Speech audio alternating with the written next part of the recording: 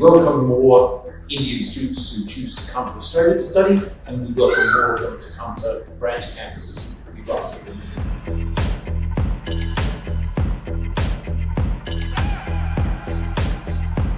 Let me be clear about this. Violence and intolerance in our society cannot be accepted. And our government has been quick to condemn the recent incidents where people of Indian origin, one place, a Hindu temple, has been affected by violence and graffiti.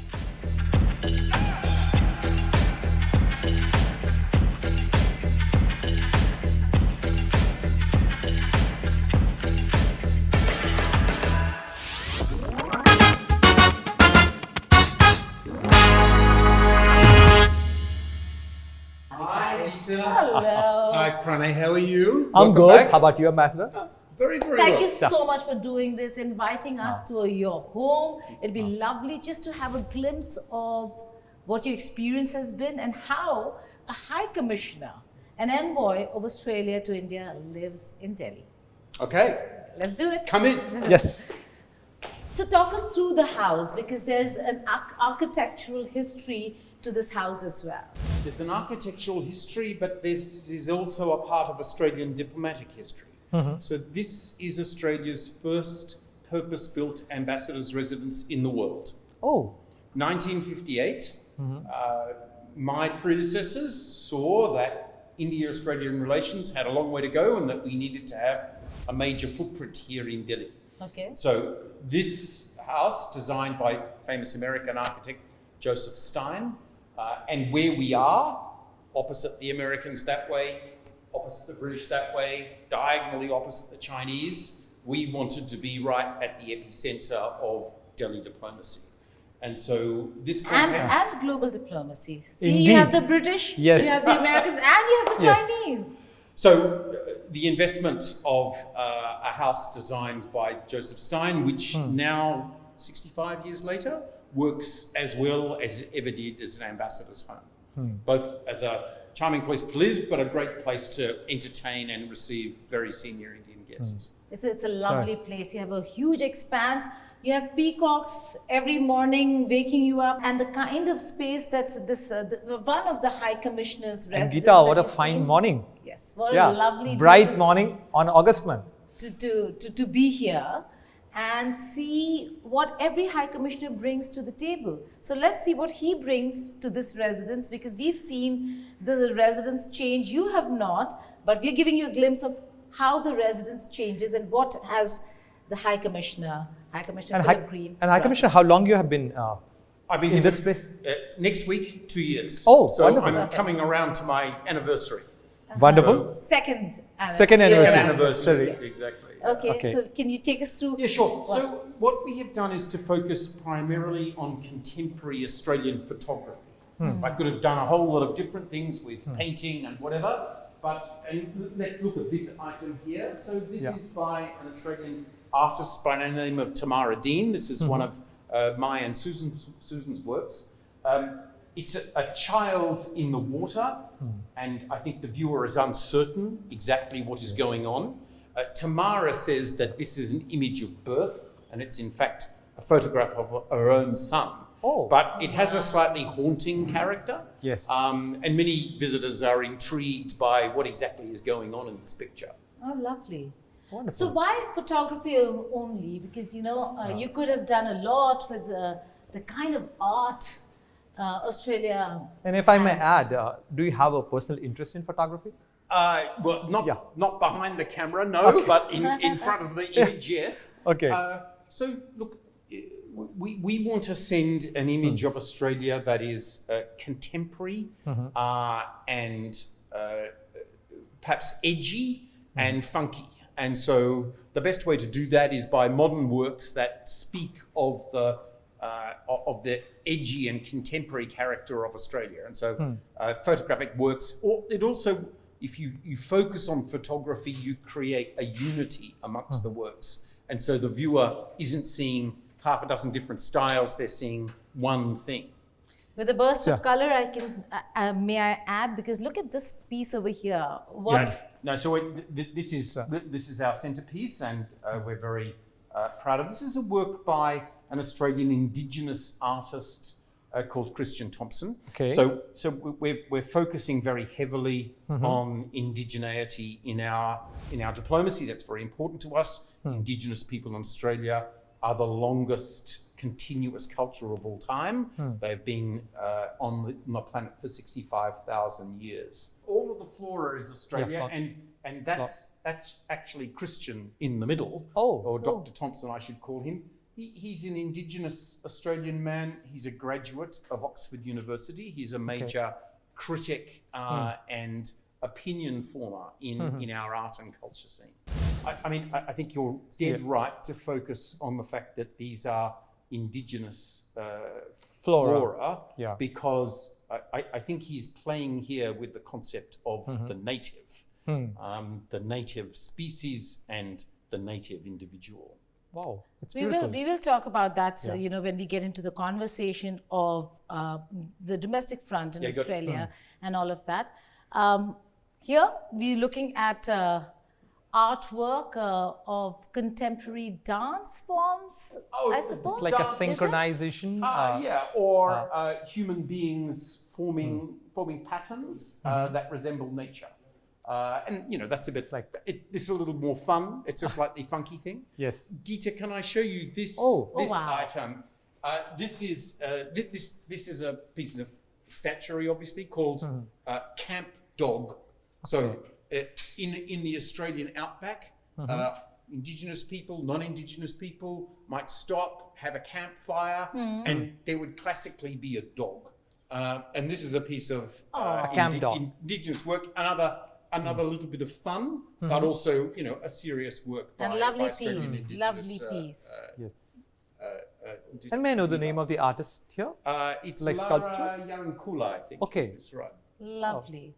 So a lot of indigenous art that you bring to the table, but you adding that with contemporary to show Australia today is contemporary, modern, but keeping its values and cultures alive. And do we have any photograph, shot by an Australian photographer, but of the Indian culture, nature? Or have you anything? done it so Or have far? you Because done? we're going to talk about your experience in India now. Good question. What we do have is some Australian curators who've been important in ensuring that the earliest works of Bollywood have been properly curated. Wonderful. Yeah. Wonderful. So that we could talk about. But Australian shooting India, apart from my own trip here 40 years ago, Okay. I don't have any of that. Okay. 40 years ago. Yeah, so yeah. I first came to India that long ago. I was a young man, and I travelled. You still look young. I'm a young man, and I travelled by bus and train from Calcutta to Jaisalmer. Oh, wow. And it was one of the formative experiences of my life. This And was how as was a it there? student or just Yeah. after I was a college? student. Oh, I was lovely. a student. And you visited India for a student exchange or just a trip? Holiday? Or it's like a holiday? A holiday, Yeah. but it was a cultural immersion. I was traveling very close to the ground and eating nothing but Indian food. And I tell you two things that really stand out about that. And your stomach took it? My stomach took it and is better for it. When you're on an Indian train, there's two things that inevitably happen.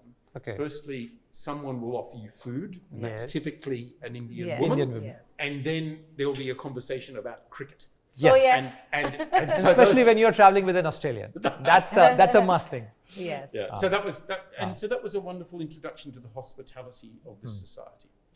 Your experience in India, it's been 2 years. Yeah. You've traveled quite a bit. 20 states. 20 states. So your favorite state, favorite food, favorite moments, just give us a glimpse. Okay, favorite city. My favorite. I'm not going to name a specific food, but the South and especially Kerala. I mean, I love seafood and the freshness of those flavors and the use of coconut. That is just absolutely super. I think my favorite city is Varanasi. Okay. And I've been to festivals of Indian music which take place on the ghats themselves, where you're either sitting on the ghats and looking at a performer down below with the river behind, or you're actually in a boat looking at the performer on the ghats. And that city has an extraordinary atmospheric character. And when you put that together with Indian music and song, I find that a very special experience. Are you from some coastal city of Australia? I am. I'm a Sydney guy. Okay. That's where all the water, That's whether right, it's yes. Kerala or Banaras. Banaras. I'm a beach guy. Yes. Yes. No wonder. So 20 states. Yeah. In terms of performance, you're looking at a lot of states, you're engaging a lot of ministers, a lot of government officials. Which state do you think has done very well for India and has potential? Well, let me mention two. So the first one would be Karnataka, because... Yay, Karnataka. Yeah. Oh, really? Her I state. had no idea. Yeah. As you know, many Australian firms have set up global capability centres, especially in Bangalore. And at least 35,000 Indian workers are directly working for Australian companies in those GCCs every day. And so, that's become a centre. There's now a direct air service between Sydney and Bangalore, run by Qantas. So there's a huge amount of activity there. But on the way up, I really see UP and Chief Minister and Chief Secretary of that state are focused on bringing new investment to UP, and they have been courting Australian investors with some very recent successes. So the University of Western Sydney will open a university campus. Geeta, I think before you ask another question, let's walk a bit and let's take a tour of the High Commission. Yeah. So you asked about the architecture. Yes.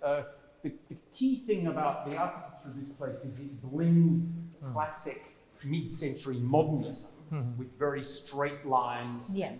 Easy. Very clean. Very clean and minimalistic. With the Indian elements of the jali and the Charokha arch. Jali.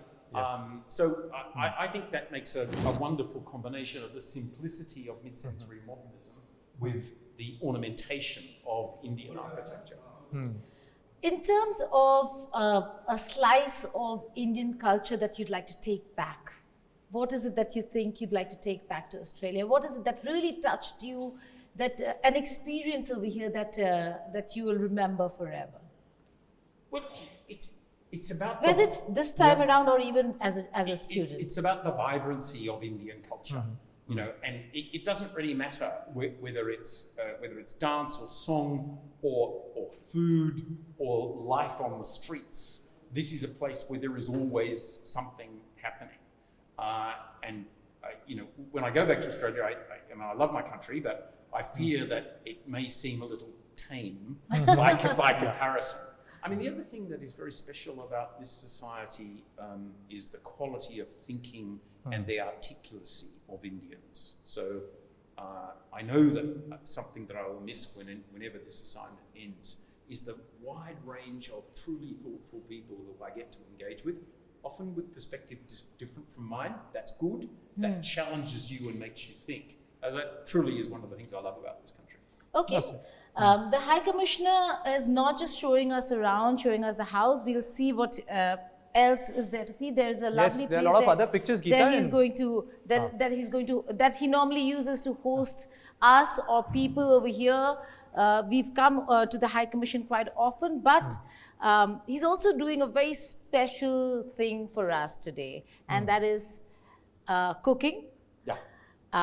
And it's in my private kitchen. In his private kitchen, he's going to prepare pakoras. Those are fritters, if you don't know what pakoras are, for us and for the guests who will come. We have Yeshi Seli, a very senior journalist, Pramit Pal Chaudhary, again a former senior journalist, now part of a very important Eurasia group, and of course, Nikhil Nals, who is our sports editor, will be talking about sports, diplomacy, culture, so on and so forth. All that in just a bit, but we'll continue our conversation on how this house has come to become what it has become, and how you have taken how you've taken the whole culture of India-Australia forward in terms of the importance of culture in diplomacy.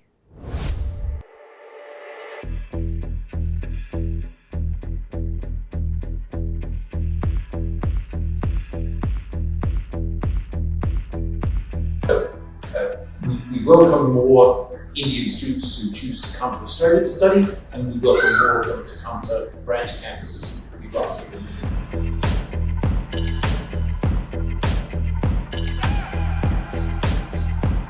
Let me be clear about this. Violence and intolerance in our society cannot be accepted, and our government has been quick to condemn the recent incidents where people of Indian origin, one place, Hindu temple, has been affected by violence and graffiti.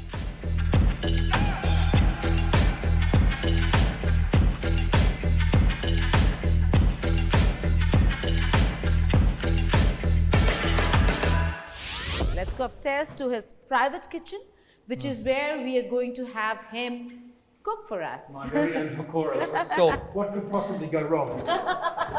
I hope nothing, because we have guests coming over, you're hosting them, I know. and you're serving them very same pakoras that you're going to cook. so High Commissioner, you are going to wear another hat of being a chef today. Which way? Oh, beautiful. You have a poster of Pathir Panchali. You mentioned about that. Yeah. Oh, that's lovely. We focused on Ray film. Oh, wow. Yes. In our private space. You mentioned about that. wow. The curation of the Bollywood films. Is this a part of that entire curating of? This is just. But have you us. watched How the old? films? Yes, of course. Yeah. Oh, So, Philip, I mean, this is- I can't tell you how amazing some of these films are. I'm amazed and surprised that you have Satyajit the middleman. Ray. This is super. This is absolutely super. It's quite powerful as well. Oh, Touching wow. tale of humanity. And then These are modern versions of the posters, right? Like, I don't know. We just Yes. bought them off a. it's beautiful. And this is. Oh. This is an original. Now. This is an original? This is an original. Yes. Oh, wow. So this is. Unbelievable. So your entire So is it to personal remind space you is your journey? Satyajit Ray. Yeah. No, No, Satyajit Ray and No, Geeta. this is This is Bengali. Yeah, this is Bengali. So is it to remind you about your travel from Calcutta to Jaisalmer? Maybe. Oh, interesting. This is just So I brilliant. mean, Ray, I knew. I don't know this film. I don't know the filmmaker. But Ray, I knew. But when I saw this, an original from the 70s, I believe, I thought this is something really lovely to have in our private space. Oh, I'm just so in awe of how you've just Well, you see, absorbed. we're showing See how many Australia people? downstairs. How many people would know? Yes, And it's at just home, we've got. Satyajit Ray. How many we- people would know that, Legendary I would think filmmaker. maybe there would be if you're saying cinema, and people normally think a lot of foreigners are focused on what Bollywood has to present. Yeah. But the fact that you're also looking at regional cinema, cinema beautiful artwork. I'm impressed. I'm really impressed. And Okay, yeah, now Satyajit impress Ray. us some more. Yeah.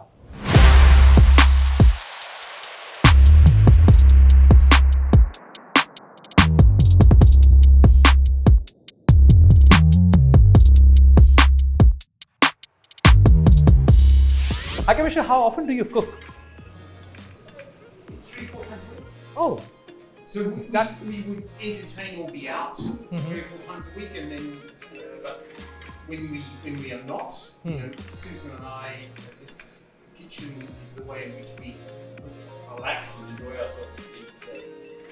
so is it bigger or Is smaller? Susan around? Is she home? Yeah.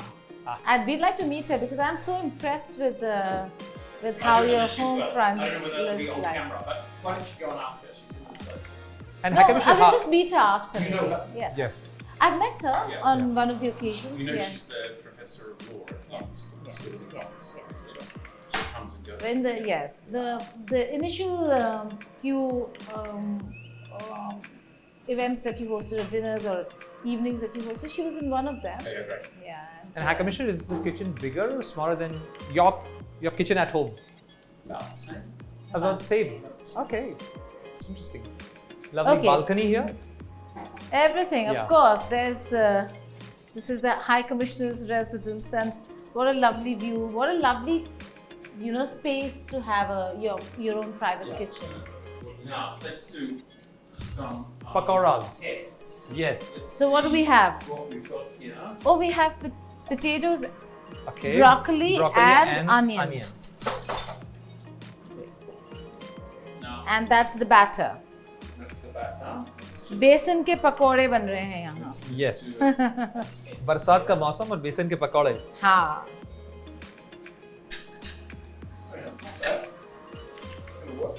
Have you traveled to Jaipur? Another city with a lot of color. About 10 times. Okay. All right. I like to like this. All Do you- right, let's get going now. Gita, I don't know how this is going to work for you. I think I'm gonna Yeah. love it. It's looking I great. don't know, Yes. This is seriously a challenge to cook for Indian food for Indians. I cooked a lot of Indian food after my trip here in the. You in the picked up 80s. some cooking as well, like some of the. I mean, just a. I cook a lot of different. You stuff. can be So an which Indian honorary recipe citizen. you cook often? Often, probably more Italian. More Italian. But any Indian recipe you try often? I don't know, my pakoras, that's Okay. I'm deliberately trying doing something for you that I know more or less will work. Okay. I'm not that stupid. So in diplomacy, you have to Yeah. work your way with everything. Know exactly what your play is. You're playing your hand well. I You can got see it. that. You gotta work with what you've got. Yeah, that too. So High Commissioner, before coming to India, where were you? Where all? This is my 5th assignment as ambassador or High Commissioner. Okay. And so in order, that was in Kenya, in South Africa, in Singapore, in Germany, and now here. Okay. So I've So been, you did African continent. I did. There's a lot of Africa early in my career, Mm-hmm. and then subsequently Southeast Asia, which is extremely important for Australia, and then Germany, Berlin, wonderful city, key G7 capital, and then Delhi.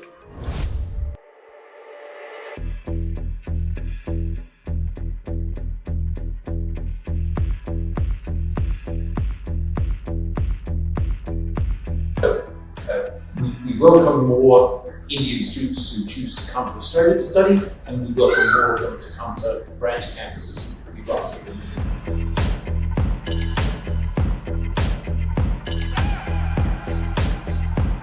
Let me be clear about this. Violence and intolerance in our society cannot be accepted. And our government has been quick to condemn the recent incidents where people of Indian origin, one place, Hindu temple, has been affected by violence and graffiti.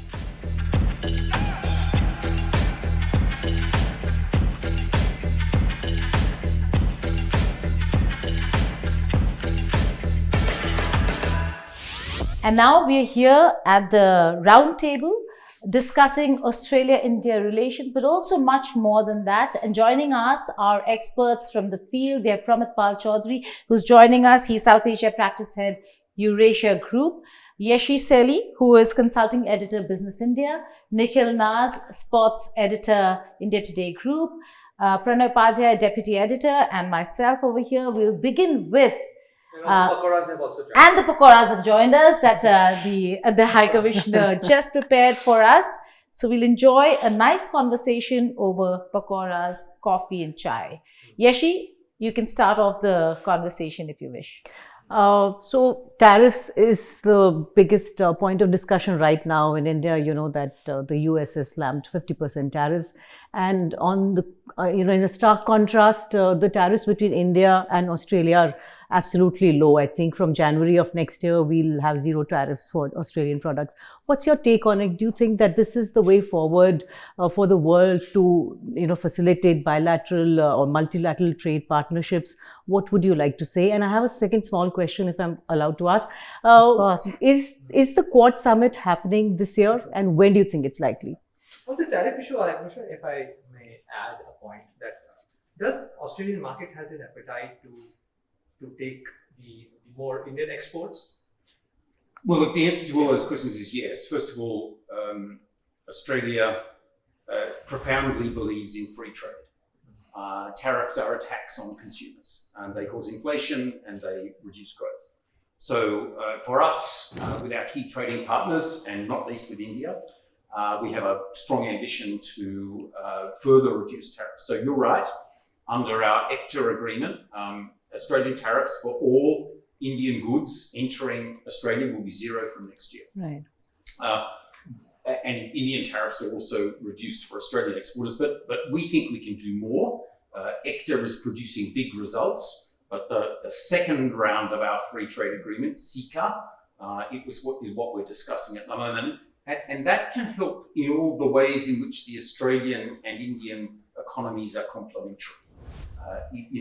What Australia has is all of the things that India needs for its next phase of growth. High quality energy, minerals, including critical minerals, and skills. Australian universities setting up here in India, and also the vocational skills supply chain. So we want to make all of that easier. We want to send a big signal to business in Australia and India that we should be doing more with each other. You're right, Pranay. India has done extremely well out of our free trade agreement. So over the last 5 years, India's exports to the world have grown by 35%. That sounds pretty good. But Indian exports to Australia have grown by 66%. So exports to Australia are growing at nearly twice the rate of Indian exports to the world. And we think that's great. We think that there is a lot that our complementary economies have to offer one another. That's not, of course, what all that we are doing bilaterally, and a key figure is what we are doing in terms of security. And so thank you for your question about the Quad. The Quad is a game changer for Australia and India. We have always been friends, but now Australia and India are strategically aligned. We're both focused on the Indo-Pacific, which has much prosperity, but also some big security challenges. And so the four countries, Australia, India, Japan, and the United States, working together on those security challenges is very important. So we've already had 2 big Quad meetings this year. January and July, our foreign ministers met in the Quad format. And the expectation is that we will have a leaders meeting here in Delhi later in the year. And our Prime Minister would be keenly looking forward to that. High Commissioner, do you think with the kind of problems we're seeing between India and the United States of America, the souring of ties, it's getting personal between Trump and Modi, do you think there is going to be a leadership summit in India? Oh, look, I'll leave it to Prime Minister Modi, who is the host for the Quad Summit, to identify when and how it will take place. I mean, from our perspective, Gito, we would be very keen that it takes place. It's very much being foreshadowed amongst foreign ministers, so we expect it to take place. And our Prime Minister will look forward to coming back to India, both for the Quad and to see his friend Narendra Modi, 2 solid partners in the Indo-Pacific who are both going to be around for quite some time and able to work together on the many fields that bind us together. Okay, Pramit? And I believe it will also be an opportunity for your Prime Minister to meet President Trump for the first time physically, right? That would be right. That would be a good opportunity for our 2 leaders to get together. But is Quad, again, a viable option right now for the Indo-Pacific, or are we looking at a future where countries are going to look at bilateral security cooperation rather than a multilateral forum where you have Trump who could actually put an entire format in disarray? Well, look, all sorts of diplomacy are valuable at this time. The bilateral format, the minilateral format, which is what the Quad is, and the multilateral format. So, on the bilateral side, we're very focused on, in particular, the Indian Ocean and the Eastern Indian Ocean. If you think of Australia and India's strategic geography, that's where it overlaps. And that's a key choke point between the South China Sea and the Indian Ocean. Maritime domain awareness is a big focus there, and that's why we are developing a maritime domain awareness roadmap with India. So the bilateral is important.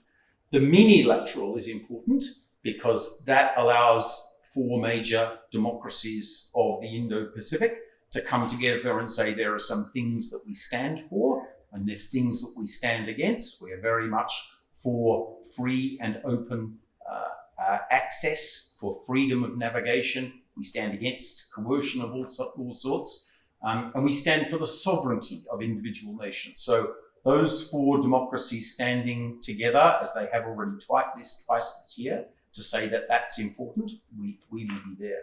And then when you look at the multilateral format, and here I'm really thinking of the ASEAN plus format, and you know that the ASEAN countries normally meet together with the other 10 key dialogue partners, of which India is a part.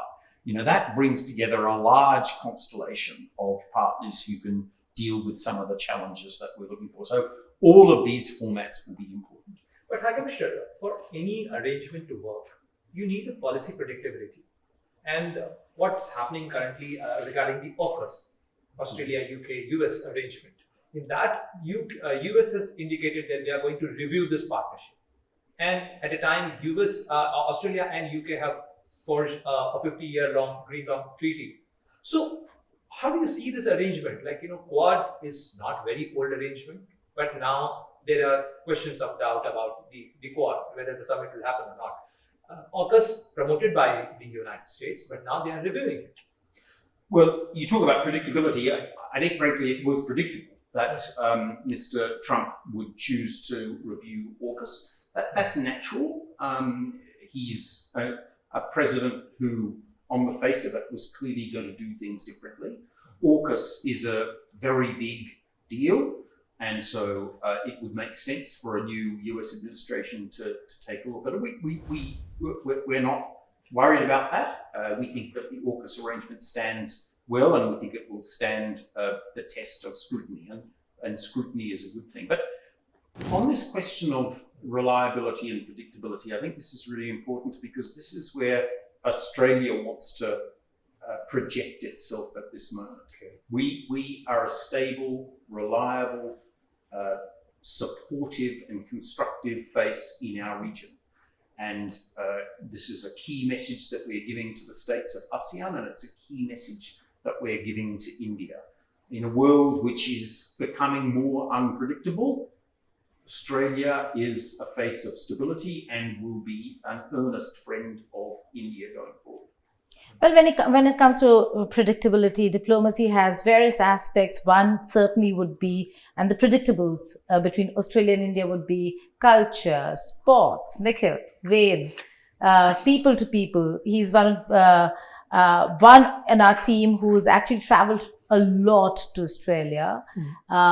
And has much to share. But when it comes to sports diplomacy, should it go beyond just cricket? Because I hear cricket and my ears now bleed. The newsroom every day, it's only about cricket. Yeah. So I'll save you the trouble and not talk about cricket. One thing that's really fascinated me. Are there any other sports really from it? Yes. I mean, I've been lucky enough to go to the Sports Institute in Canberra and see a lot of other sports as well. And I think that's something that I'd love to talk to you about. But before that, since we're sipping a cup of coffee, and this is something that I've really been fascinated about Australia. It's not a really coffee growing region as such, but the coffee culture, they're incredible, so robust. I wonder whether there's a business opportunity there. There's some very good coffee that's grown in south of India, and I know, people come from world over to enjoy some of the best coffee. In fact, I'll give you a tip. One of the best coffees I've ever had, right next to the Melbourne cricket ground, this cafe run by this Italian couple, absolutely brilliant. So I don't know whether something between India and Australia can be done. Lots of coffee here, and they love their coffee there. Yeah, so coffee Meanwhile, has I'll just become, get a fritter. Coffee has become a national focus for Correct. Australia. Yeah. And I think let's just talk about the reason why that has come about. Because when I was a young person, it's a big focus on people getting together and drinking alcohol in Australia. But our drink driving laws became quite severe. And so it was very difficult for people to choose to go out and have a few beers and then drive. And also we have this influx of Southern European migrants, especially from Italy, but also from Greece and other places, that brought high quality coffee making to our country. You're right, we don't produce much coffee.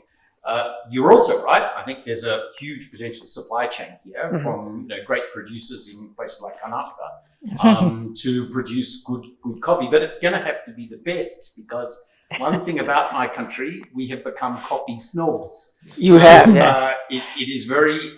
We care a lot about the quality of our coffee, but I'm sure that Indian coffee will match up to requirements. Well, I should add, if you don't know, there's an Italian chain called Illy. Yeah. Coffee. Yeah. I once met the head of Illy in Italy, and he said if you drink Illy espresso in Italy, the Italians take their coffee very seriously. In fact, of all our words for coffee are Italian, right? Macchiato, espresso, and so on. He said the Arabica comes from India. Oh, really? Our Illy espresso is Indian. Not quite all of the words are Italian. Now, so one bit of Australian cultural diplomacy to the world is the flat white. Flat white, Invented in Melbourne and now known throughout the world Yes. as a delightful way to drink coffee with milk. Yeah. I really struggle to distinguish between a latte and a flat white, but I do agree with you. No, but You're not snobbish enough. You're not snobbish enough, Nikhil, really. I agree. I'll get to sports. Coffee aside, your pakoras a banger. Incredible. right. Yeah, Really good. wonderful. Really. Okay. No, he's made them. He's made them. But the other the one on the thing, top. I mean, So they are Australian. even in terms of I'll have to pull them. food and cuisine, I think Melbourne is one of the cities that I tell a lot of people, connoisseurs about food. Melbourne is a place to visit. All sorts of food is available, and that's the other thing that I've seen change in the last couple of decades when it comes to some nice fine dining restaurants that have emerged in Australia. So, I mean, this is something very special about our culture. When I grew up, that was not true in Australia. But the advantage that we have had is from the huge migration of people from all around the world. We now host 180 nationalities in our country. And that has substantially improved the quality of Australian food culture. And that's Turkish and Chinese and Vietnamese and Indian. So now Indian migrants are the fastest growing migrant group in Australia. Indian languages are the fastest growing language group in Australia. 1 million people of Indian origin live in Australia. Might not sound like a lot to you. To us, we've only got 26 million, so that's a lot of people. So, and that is also part of the evolving Australian food story. Yeah, and I'll get to sports, and I'll try and avoid cricket. No, you can't, the- please. This was just in jest. Who's winning the Ashes then? Now that you're No, don't ask me. I'm sure you enjoyed no. our boys. I'm putting beat, it on record. I don't follow cricket. So no. Yeah, but I'm sure he enjoyed our boys beating England quite recently in that Test match. Yeah, well, I'm a characteristic Australian. Yes. My team is Australia or any team that's playing England. England. So, I was very pleased that Shubhil got away with the last test and caused a draw in the whole series. But it's a great connector between Australia and India. I was telling Geeta earlier, when I came across India by train as a young person, two things always happened. Firstly, I was offered some Indian food, and secondly, there was always a conversation about cricket.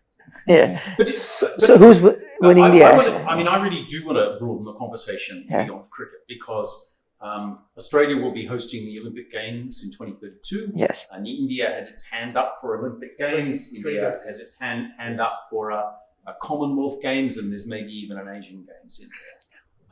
And we like to think that there is a really good partnership to be made here. Australia's got some capabilities in the field of elite sport. You know that at the last Olympics we were fourth on the medal table. Yes. And we also know a little bit about major sporting events, building stadia, marketing, security, ticketing, all of the disciplines that are required to run a major sporting event. So we would very much like to be a partner for India as it grows its capability in the major sporting events field. To host the Olympics? Why not? Particularly? Absolutely, why not? I mean, you know, as an Australian firm, Populous, that designed the Narendra Modi Stadium, and an Australian firm, Cox Architects, is doing the sports precinct in Ahmedabad. Yeah. So we would be delighted to be India's partner as it goes forward to host an Olympics. Well, that's incredible. I wonder whether that partnership can extend. I mean, apart from organizing the games and maybe, you know, some sort of support Building. but also in terms of building our sports people. So we often talk about the partnership in cricket. As I mentioned, I went to their sports institute and they produce some of the finest track athletes, swimmers for that example. And I wonder whether Australia would want to, you know, probably some of the Indian sports where Australia doesn't fare that well at the Olympic Games, like wrestling, badminton, these are sports that maybe there is some sort of a partnership that can be had, because I see that in cricket. Now you see Australian teams traveling here quite often and vice versa. Maybe in terms of sporting excellence in Olympic sport is something that can be looked at. Well, absolutely, and we are on this. We had a Sports Excellence Forum in Ahmedabad earlier in the year, and we brought the head of the Australian Sports Commission, the head of Athletics Australia, the head of Cricket Australia, one of the board members of the Paralympic Committee of Australia, and this is an important part of it as well. And you know, they are up for being a partner for India as it grows its elite sport capability. You know, we're quite keen on our elite sport capability, and we don't want to degrade that. But you know, we think that to be frank, we think there's enough to share, and we would like to share with India. Since we're discussing cricket, whose idea was that to appoint Sara Tendulkar as tourism ambassador for the region? Not mine, but there are many geniuses who work with me and in the Australia-India corridor. So it was one of those geniuses. Okay, can I broad base it and bring it back to issues that are global right now, whether it is we're looking at a world that's not just completely riddled in chaos, but also the fact that there are conflicts that are happening in various parts of the world, whether it's Russia, Ukraine, or Israel, Gaza. The fact that anything, any day can change, High Commissioner, because of the position the United States of America takes, whether it's Russia, Ukraine, or for that matter, Israel, Gaza. How is Australia looking at the situation when it comes to conflicts and the wars? Well, we're deeply concerned by the grave conflicts which are occurring across too many parts of the world, and you've named two of the big ones. That causes intense human suffering, and too many people have perished and lost their homes in Gaza and in Ukraine. Australia has been a unashamed backer for Ukraine in this war. They are the victims of Russian invasion, and we want the war to end, but we want the war to end on terms that suit Ukraine, because it is not the aggressor in this case, and that's why Australia has been one of the biggest supporters of the non-NATO supporters of Ukraine's military capability. In relation to Gaza, we are deeply concerned by the violence that has occurred, and our government has been one of the loudest calling for a ceasefire and an end to the conflict. We think that the only way to find peace and stability in the Middle East is through a two-state solution, and the conflict has only quickened our resolve to find a way for us to get to that, because without it, we will go on with trauma and suffering, which is frankly unbearable. Can I Yeah, three absolutely, Yashi. leaders of the world have said that if the conflict doesn't end, they would recognize Palestine as a state. The Canadian Prime Minister said it, French President Emmanuel Macron has said it, British Keir Prime Starmer. Minister Keir. So what is Australia's stand on this? So our stand on this is that we will look at doing that at the time and the moment that can have the most impact on leading to a genuine two-state solution. So it is something that is on our agenda at the moment, but the timing and the way it is done, that will depend on the broader situation. But are you open to the idea of consequential? Yes. Okay. Pramit?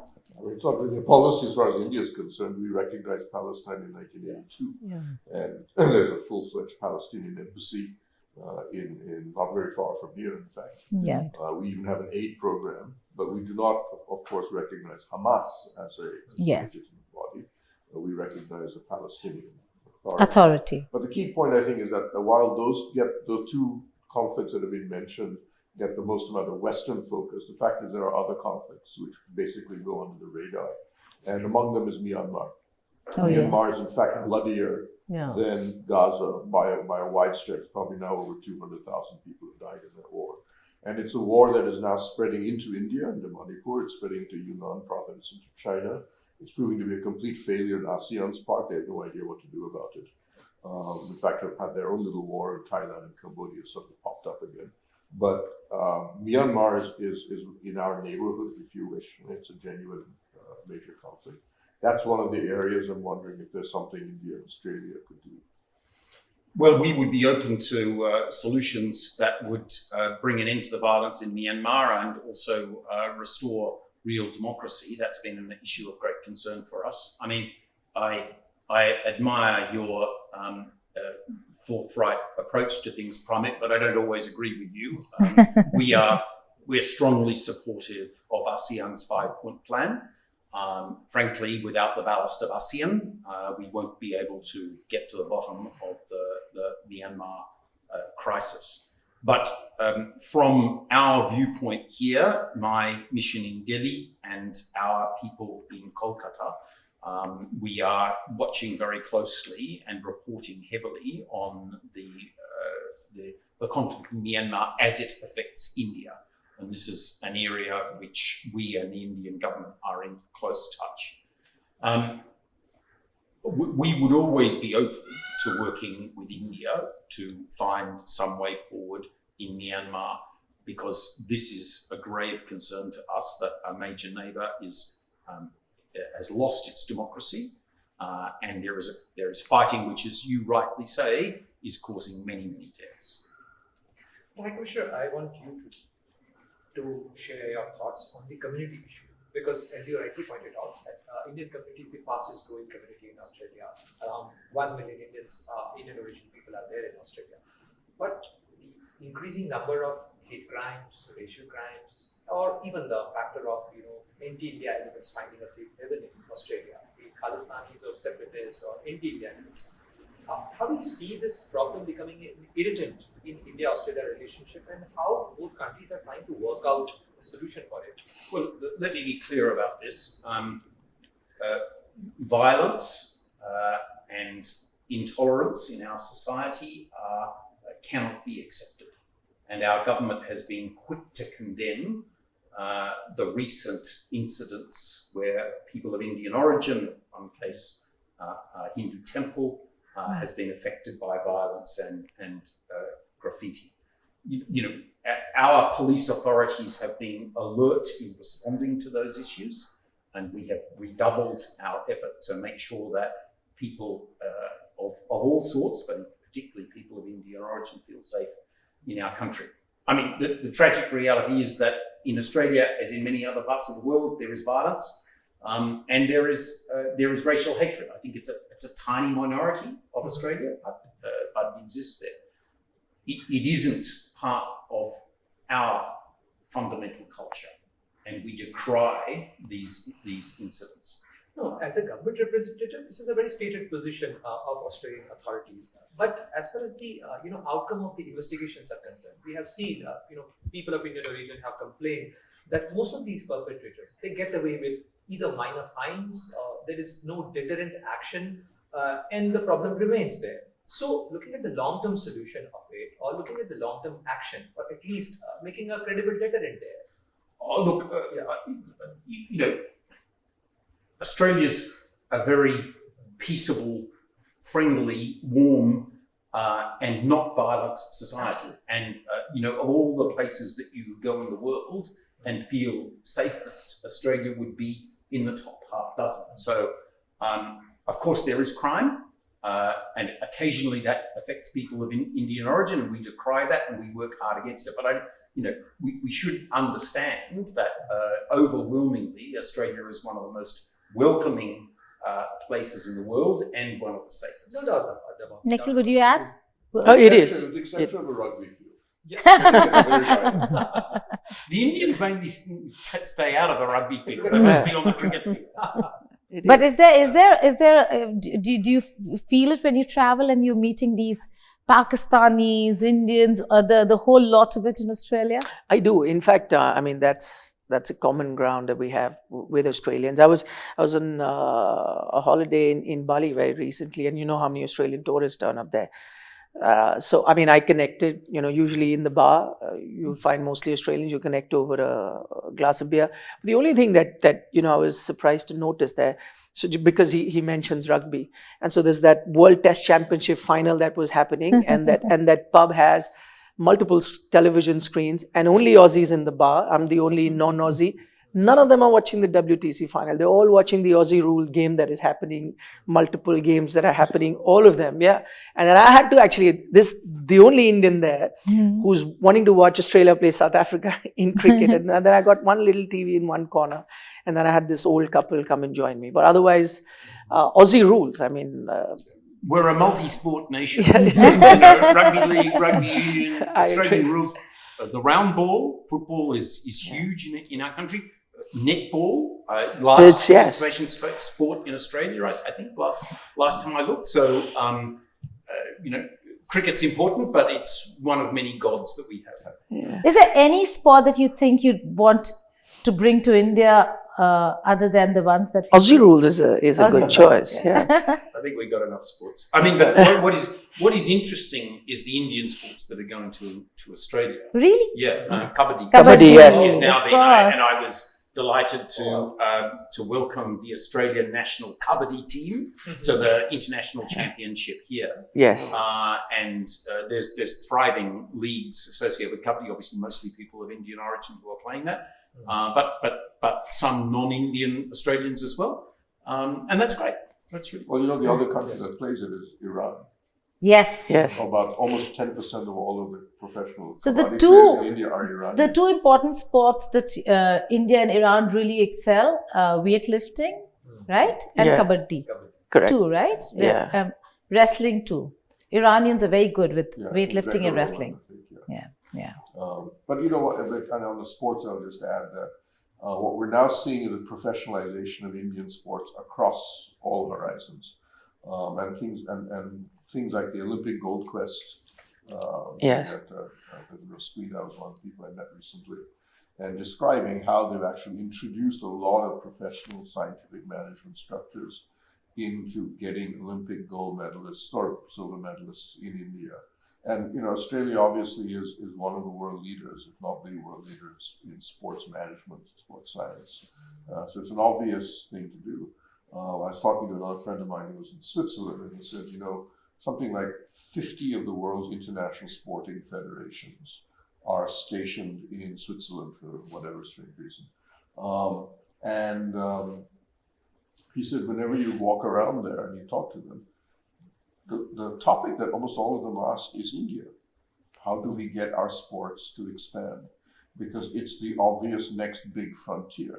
Huge youth population, growing economy, and the middle class Indian, having spent generations telling their kid not to waste time on sports, focus on your studies, is now saying, okay, maybe a little bit of sports is allowed. But from it, there's an intersection between sports and study, because there are many Australian universities that have courses in sports science, sports business, sports medicine, sports psychology, sports physiotherapy. And one of the principal ones is the Deakin University, which has a 30-year history in India and has now opened a campus in Gandhinagar. But I mean, I think because of that deep reservoir of sports understanding in Australia, I think this genuinely is a field where we could do a lot more together in the future. We're completely running out of time. With Yeah. NEP in place now, a lot of foreign universities are making way to India. How many Australian universities are planning to have campuses in India? So we have 2 teaching right now, and we have another 3 who have announced that they are coming. Okay. And there are more in the pipeline.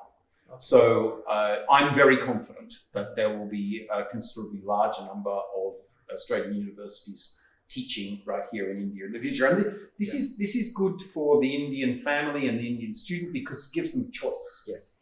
So they can have a first-class Australian education in travelling to Australia, but there's an expense associated with that and dislocation of family, and they can have the same quality of education. Is it going to be the same in terms of quality. faculty? Absolutely. You must understand these universities have very important brands, and they want the Indian experience to be the same in terms of quality as the Australian experience. So will they be like the students will be able to go to Australia for some part? Will there be Yeah, an the exchange 2+2, I program think, for the the last? 2+2. 2+2. Yeah. I think some universities offer 2+2. So this is a separate thing, but it's related. That many universities, so Mahindra University and La Trobe University at the moment, 2 years in India, 2 years in Melbourne, you come out with a degree from both countries. Okay. But just on the foreign branch campuses, this provides the Indian family choice because they have the same quality of education at a much reduced price and without the dislocation of having members of family who are overseas. So we welcome more Indian students who choose to come to Australia for study, and we welcome more of them to come to branch campuses, which will be right here in India. But there's a competition there because many international universities have open campuses Yes, here. the So Brits. how do you, Brits, even the Americans, so how do you Americans. compete with them in India? We welcome competition, and we are very confident about the capability of our universities. Well, I think the one thing I'd really like to talk about is minerals, because in many ways, while we're very focused on America and Trump dominates, the fact is the other country that's squeezing India hard is China. And in fact, the long-term damage China may do to us by denying permanent magnets, critical minerals, and now trying very badly to disrupt Apple, Foxconn, Tata Electronics from setting up supply chains here. Minerals is in many ways the beginning, the heart of that entire supply chain. And what we've agreed with Australia, where, for example, Indian companies put in equity for, I think right now, 4 mines in Australia, 2 lithium, 1 cobalt, 1 nickel, is actually now the only genuine success story on that side. Where does it go from here, and how does it guarantee supplies to India as opposed to just expanding global? Well, I mean, there are 2 natural avenues for supply. One would be equity ownership, and the other would be some sort of agreement for offtake. Right. And you talked about the 5 high-quality capabilities in lithium and cobalt that are being stress tested right now for Indian investment, and that would provide the sort of offtake that you were talking about. The parties need to come to commercial agreement. That's not my business, but my business is to get them to the negotiating table so that they can see whether there's a deal to be made. But to be frank, Pramit, that's the first part, and that's an essential part. But after that, we need to work harder on the minerals processing. And here, I think there's a real partnership between Australia and India. The ores are mostly in Australia. the end use for batteries and electric vehicles is all in India. But the processing chain is something that both Indian and Australian, possibly Quad scientists, will want to work on to make sure that we are at global class. Okay, I see Vartika has been indicating that we should end. But before that, I have just one last, and if I can play devil's advocate here for Pramit and the High Commissioner. Now, with Trump doing what he's doing, Pramit, we're looking at alternatives in supply chains and so on and so forth. China continues to be an aggressor, and its aggressive posture where it comes to our boundary, or for that matter, the South China Sea or the Indo-Pacific, has been a concern. But would it be too far-fetched to think that Trump's actions and his position now are drawing India, Russia, China closer, that we're looking at an RIC format that is going to be more real, more important for India than a Quad or not an AUKUS, but a Quad or bilaterals between India and the US? Well, I mean, I'm not going to speculate on that. It's up to Indians to decide their future and who their natural partners are. The one thing I would say, Geeta, is that, it doesn't matter what global future you hypothecate. It's hard to perceive how India and Australia don't get closer because the fundamental complementarities and shared interests between us are high. And my job is to try to maximize the contact to make sure that those fundamental underlying drivers get translated into real value and real partnerships between Australia and High Commissioner, it's been 5 years of comprehensive strategic partnership between India and Australia. The Australian Deputy Prime Minister and the Defence Minister recently visited India. What are the defence deals or defence collaborations we are looking at in terms of the joint research, joint production? What are the big ideas we are working on? We've tripled the number of exercises that we've done together over the past 10 years. We have new agreements in the field of intelligence exchange, in the field of logistics, and in the fields of things like air-to-air refueling. I mean, Australia is not like many of India's other Western partners who are major producers of military equipment. So we're not a France, we're not a Germany, but I think but what we do have is niches of high-tech capability. And here, I think this is where it really goes, is that Indian scale and global reach, together with Australian high-tech innovation, is a very nice partnership. And that's the field in which we will be playing. We will not be selling India major frames, but we will be selling inputs into India's own indigenous defence capability. Okay, on that note, it's a hard cut over here. Thank you so much for joining us in this wonderful conversation. Thank you for having us over and hosting us in your home, your lovely home, and the experience of seeing you, watching you fry those pakoras, make those pakoras for us. You're absolutely delicious. Thank you. This is just a part of our diplomatic diaries. If you have suggestions on high commissioners, ambassadors, envoys to India who we should be going to and meeting, do let us know. Thank you for watching.